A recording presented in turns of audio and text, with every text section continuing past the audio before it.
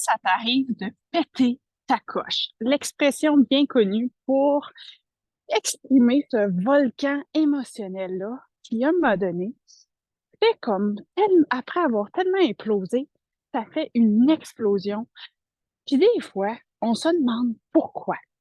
Malgré le nombre d'années en développement personnel, malgré d'avoir travaillé sur nous, on reste encore déclenché par des trucs on s'explique pas.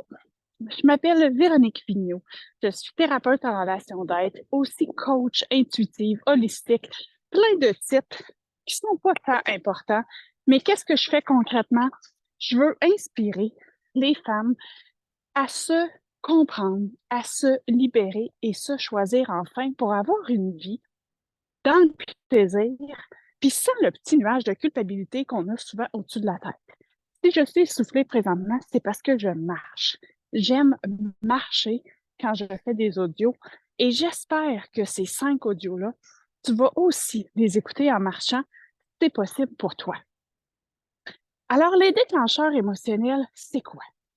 Comme je le disais, c'est une émotion qui fait surface et on peut se dire qu'on perd le contrôle. Puis ça m'amène à parler de la gestion émotionnelle, un terme très à la mode, mais moi, ça me fait rire un peu. Ben, pas que ça me fait rire. Je vais le dire autrement. La gestion émotionnelle, c'est pas nos émotions qu'on gère, c'est notre réaction. Parce que l'émotion comme telle, c'est un peu comme une lettre à la poste. Ma coach disait ça. C'est comme une lettre à la poste ou un courriel qui rentre ou un texto, peu importe. Mais c'est un message. Ça vient te dire, attends un peu là, il y a quelque chose qu'il faut que tu t'en occupes.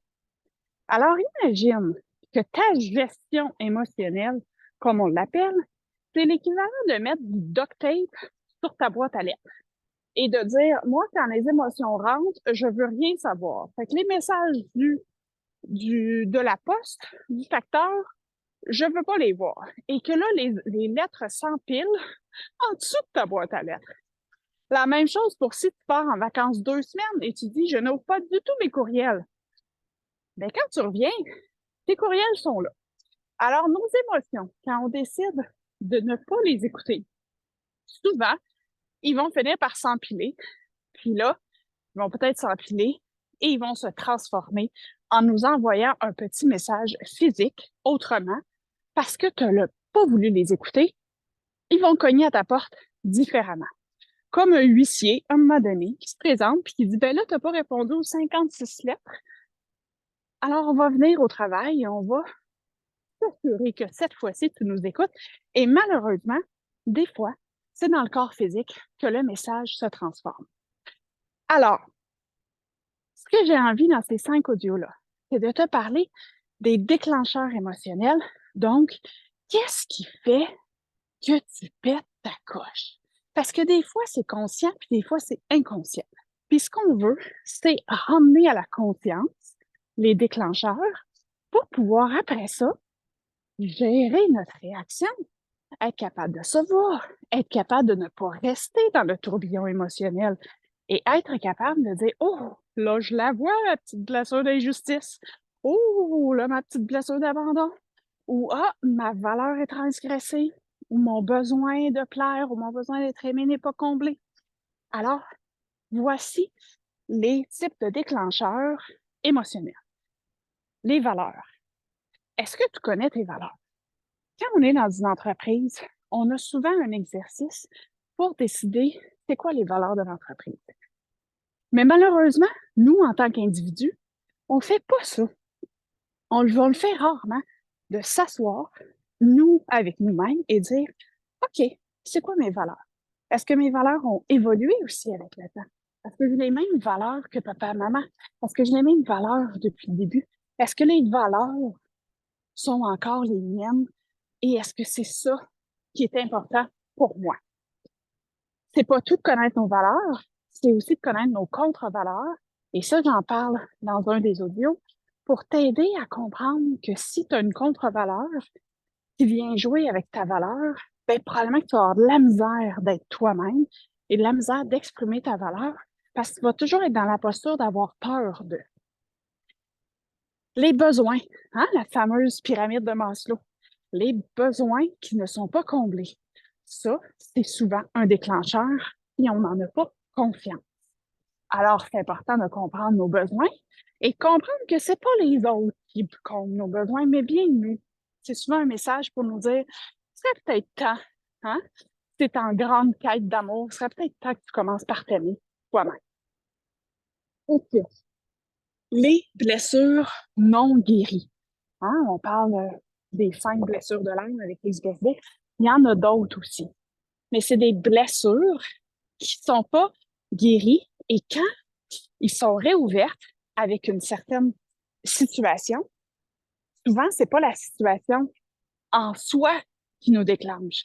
C'est la mémoire de cette première blessure-là. Et parfois, si on n'a pas fait un ménage en croissance personnelle, en thérapie ou peu importe, bien, on réagit avec l'âge de la première blessure. Alors, moi, j'aime dire à la blague des fois, oh, là, c'est Véro 4 ans, il réagit à sa blessure d'injustice. C'est injuste. C'est pas Véro 45 ans, c'est Véro 4 ans qui est déclenché. Alors, c'est mon rôle aussi de gérer avec Véro 4 ans à l'intérieur de moi. On parle de l'enfant intérieur et d'être capable de dire, OK, je comprends, là, à 4 ans, tu as géré ça, là. Là, on n'est plus dans la même situation. On va être capable d'y faire face. Et l'autre portion, qui est peut-être un peu plus spirituelle, c'est toutes euh, nos mémoires d'autres vies ou nos mémoires transgénérationnelles. Hein. La science commence à s'intéresser à ce qu'on appelle la génétique, mais est-ce que les mémoires, les conflits émotionnels de ce que nos parents, nos grands-parents ont vécu pourraient se transférer dans nos cellules, ce qu'on appelle les mémoires cellulaires? C'est pas prouvé scientifiquement, mais pour avoir travaillé dans cette lignée-là et à vouloir travailler sur moi, moi, ça fait partie de mes classes. Maintenant, je trouve que ça fait bien du sens. Oui, je suis allée déterrer peut-être quelques petites mémoires cellulaires et en énergétique, on peut les libérer et ensuite, on est libre de nos choix. Parce qu'essentiellement, c'est quoi le but de reconnaître, c'est quoi nos déclencheurs émotionnels? Ben, c'est de faire le ménage, hein, passer la shop vac, puis après ça, être libre de dire, OK, je suis plus sur le pilote automatique. Les choix que je fais, c'est des choix conscients. C'est pas des choix pour honorer mon clan. C'est pas des choix pour continuer avec ma blessure de quand j'avais 4 ans. C'est des choix que moi, Véro, 45 ans, je fais aujourd'hui en pleine conscience dans l'alignement de ma vie, rêver dans ce que j'ai envie de vivre ici et non pas juste répéter le passé. Et j'écris dans mon livre que ça fait bien du sens dans notre cerveau. Hein? Notre cerveau, tout ce qu'il veut, là, dans le fond, notre cerveau reptilien qui est là pour assurer notre survie, tout ce qu'il veut, c'est justement assurer notre survie. Fait que lui, il n'est pas dans la psychologie à dire ouais, ça fait du sens ou pas. Non, non. Moi, quand je vais reconduire mon fils à l'école tous les matins, je prends le même chemin parce que j'ai trouvé un chemin qui fait la job et je ne me dis pas hey, aujourd'hui, je vais essayer la combinaison de 3 rues à gauche, une rue à droite. Oh, un petit peu en avant. Oh, je reviens, je refais ça. Non! Parce que mon cerveau, il fait, c'est bien inefficace. Fais le chemin que tu fais tous les jours sur le pilote automatique, tu te rends. On l'a déjà fait, tu te rends à l'école. Pourquoi tu essaierais autre chose? Fait que c'est la même chose dans notre vie. Ce que nos parents, ce que nos grands-parents ont vécu, grâce à ça, toi, tu es vivant. Parce que change une virgule de leur histoire, t'es peut-être pas là. On s'entend? Ta mère qui s'en va pas au gym, elle rencontre pas ton père. T'es pas là. Il y a peut-être une version de toi différente quelque part, mais toi, t'es pas là. Alors, ton cerveau, en biologie, dit hey, fais la même affaire que tout le monde a faite. Ça va bien aller. Tu peux faire ça. Ça va peut-être bien aller ou pas. Mais tu peux aussi dire attends un peu là. Toi, tu as toujours pris le même chemin. Moi, j'ai peut-être le goût d'en essayer un autre. Puis peut-être qu'en essayant un autre, va découvrir qu'il y en a un encore plus optimal ou qui m'apporte du plaisir ou qui m'apporte du bonheur, puis que je l'aime parce que je passe devant la petite maison rose, puis je trouve ça beau.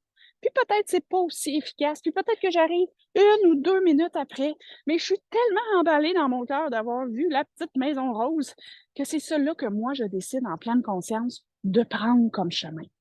C'est un parallèle, évidemment, dans ta vie, les choix que tu fais. À l'époque, là, ton père était barbier, tout le monde était barbier. Ton père était cordonnier, tout le monde était cordonnier. Ton père était fermier, tout le monde était fermier. C'est plus ça. Une de mes motivations quand je pense à mon why, c'est que mes ancêtres, ma lignée de femmes, n'ont pas eu ce luxe de se poser autant de questions. Probablement que c'était leur cerveau en survie parce que oui, des fois, ça peut être épuisant de se poser autant de questions, mais moi, j'ai du fun à me poser des questions. À me poser des questions sur qu'est-ce que moi j'ai envie. Alors, libère-toi de toi. C'est un chemin pour que tu fasses une situation actuelle de OK, attends un peu, c'est quoi mes valeurs? C'est quoi mes besoins? C'est quoi mes blessures qui sont dans le chemin? C'est quoi qui fait aujourd'hui que je suis sur le pilote automatique? Et est-ce que j'aime ça, être sur le pilote automatique? Ça se peut que la réponse soit oui. Ben, reste-y. Il n'y en a pas de problème. Mais si la réponse est hmm, peut-être, peut-être que j'essayerais des affaires différemment si j'avais pas la peur d'être jugée, si j'avais pas mon ego qui est là, si j'avais pas l'insécurité financière, si j'avais pas la peur d'être humiliée, comme dans le cours d'école quand j'étais jeune, si j'avais pas la peur de perdre l'amour des gens proches de moi, si j'avais pas toutes ces peurs-là, est-ce que je m'autoriserais à être différente, à être moi-même et à être alignée à ce que j'ai envie vraiment de créer? Si ça te parle, Time Coaching Audio, mets ça dans tes oreilles, va marcher. Parce que quand tu marches, tu actives d'autres zones dans ton cerveau et c'est super puissant, plutôt que d'être juste assis. Mais là, si tu peux pas marcher, je comprends. Empêche-toi pas de prendre ça. Mais si tu peux te mettre en action dans ta vie et concrètement pour écouter ces audios-là, ça va être vraiment puissant. Alors, Véronique, tu peux me retrouver www.veroniquevigneault.com. Tu peux acheter cette formation-là et en extra bonus pour un temps limité, tu vas recevoir mon livre légitime d'exister au féminin, livre qui va être lancé le 14 juin 2024. Ça fait 30 ans que je veux sortir mon livre, que je rêve d'être auteur. Mais ce livre-là, qui avait 90 000 mots quand je l'ai envoyé à mon éditeur, a plus du tout la même tournure que si je l'avais sorti il y a 20 ans, il y a 10 ans, même là, 4 mois. Parce que nous sommes toujours en évolution. Et peut-être qu'un jour, je vais prendre ce livre-là et je vais dire, oh, je suis plus du tout la même que quand je l'ai écrit. Et c'est parfait. C'est correct. C'est correct de changer. C'est correct d'évoluer. Le papillon de la chenille, là, ils se disent pas, ouh, je serais mieux de rester une chenille toute ma vie. Ben non. Le papillon, il s'envole puis il est bien content de le faire. Alors, si tu as envie, toi aussi, d'avoir une maison rose quand tu vas porter ton fils à l'école, de voir des papillons, de te poser les bonnes questions pour ensuite faire des choix conscients. Inscris-toi, manque pas ça, libère-toi de toi. À bientôt.